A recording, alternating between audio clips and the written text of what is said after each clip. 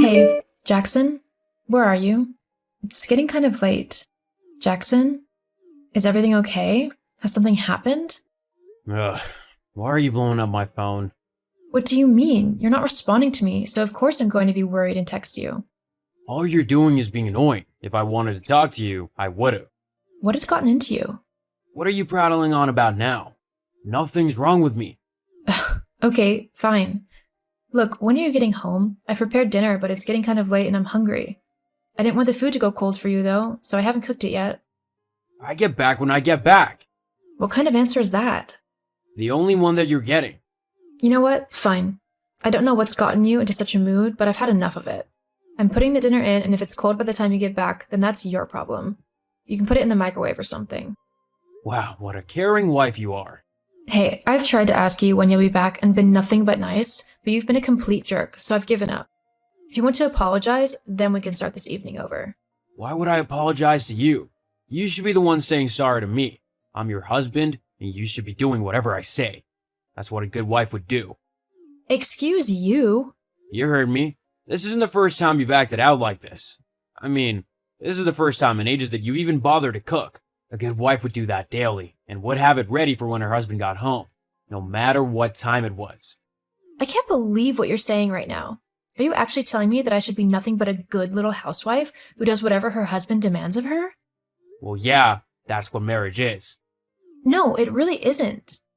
Of course it is. You made a vow that when we got married that you would honor and serve me like a good and obedient wife should.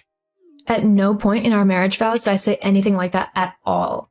In fact, our vows promised that we would treat each other with respect and equality, that we would share our burdens and help each other in whatever we do in life. But I can honestly say that you've done none of that. Yes, I have. I make the money that you used to go and selfishly spoil yourself with. So you better be grateful, as I could just as easily take that money away. Then what would you do, huh? The least you could do is your wifely duties of housework and making sure everything is perfect for when I get back after a long, hard day at work. Ha, that's funny. You working hard? Last I heard, your boss was threatening to fire you, as you were performing well below target and your attitude with the customers was abysmal. Well, at least it was with a woman. Figures. Where'd you hear that? I have friends, you know. Well, it's not true. They're just trying to paint me out in a bad light, because they're jealous and intimidated by me. And anyway, you shouldn't be talking to other men. I'm your husband, and I'm the only one you should talk to. I'm not some possession. I am my own person, so I'll talk to whoever I want. And anyway, if you're not even going to come home, then why should I bother sitting around waiting for you? I see you need some time to reflect on your poor behavior. In that case, I'm leaving, and I'm taking the money I make with me. You'll not receive a dime off of me until you apologize for how you behaved to me. Oh no, what am I ever going to do without your constant moaning and sexist remarks? Just you wait. You'll soon realize how much you need me and my money, and you will come crawling back to me. You just better hope I'm in the mood to forgive you. Ha! It's funny. The remarks you've made today have had me laughing more than I ever have since I met you. If anyone is going to be begging the other one, it's going to be you. And I know for certain I'm not going to be taking you back. We'll see. Have fun trying to survive when you can't pay the bills. Whatever. Hey, Vaughn, are you there? Hey Thomas, what's up? I heard about you and Jackson. Are you doing okay? Oh, you heard about that? Well, don't worry about it. I'm doing great actually. I never realized how much he weighed me down, but now that he's gone, I actually feel so much happier and lighter. I actually was thinking about filing for divorce. I just don't know where he is at the moment to serve him the papers.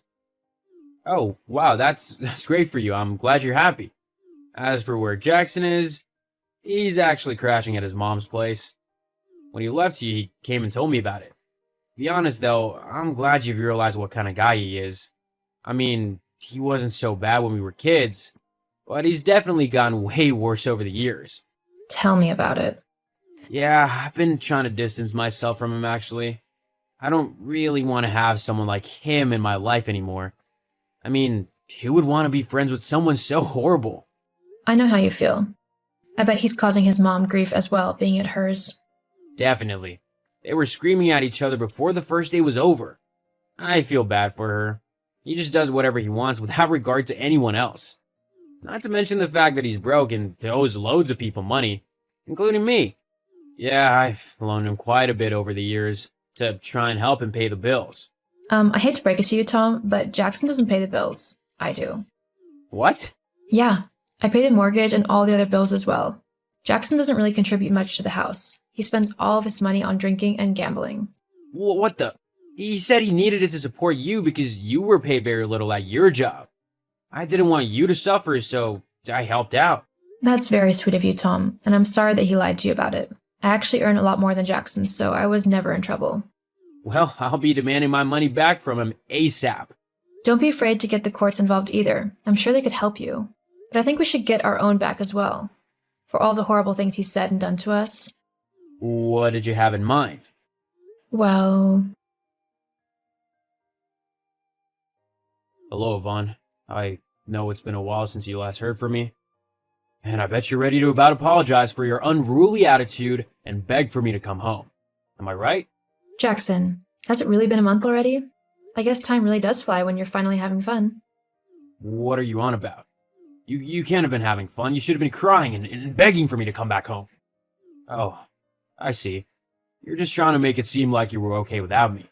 You don't need to lie. We both know you've been a wreck since I've been gone. No need to worry, though. Once you apologize, I'll come back home. That's not the case at all.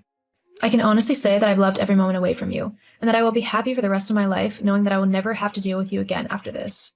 What? What do you mean?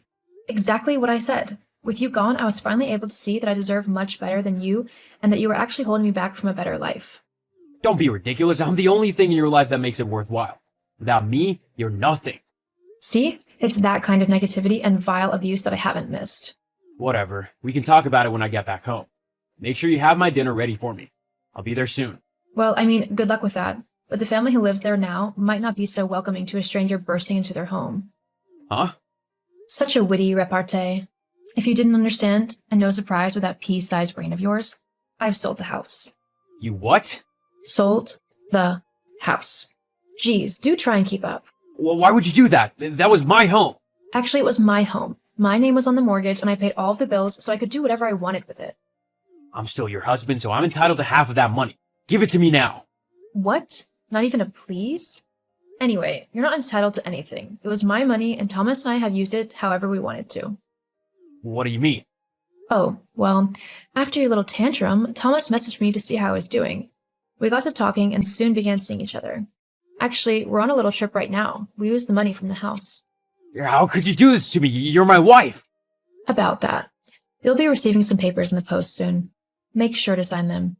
What papers? They're divorce papers. I finally had enough of you and I never want to see you again. You're a petty, sexist, and small man whose only joy in life is demeaning those around you. I'm sorry I wasted so much time on you already. Thankfully, I can start righting that wrong and living my life to the fullest, without you. You won't be able to survive without me. You need my money to pay the bills. Jackson, sweetie, I earn more in 3 months than you do in an entire year. You're the one who needs me, not the other way around. And this time, I'm not going to bail you out of trouble. It's time you grow up. Or don't. I don't care either way now. I'm never going to have to deal with you again.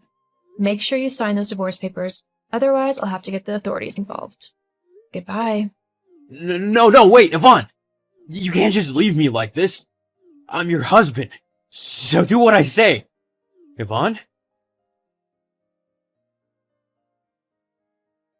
Once the divorce papers arrived at Jackson's mom's house, he was reluctant to sign them at first. But after threatening to get the police involved for all of his fraud and taking people's money under false pretenses, Jackson quickly relented and signed them.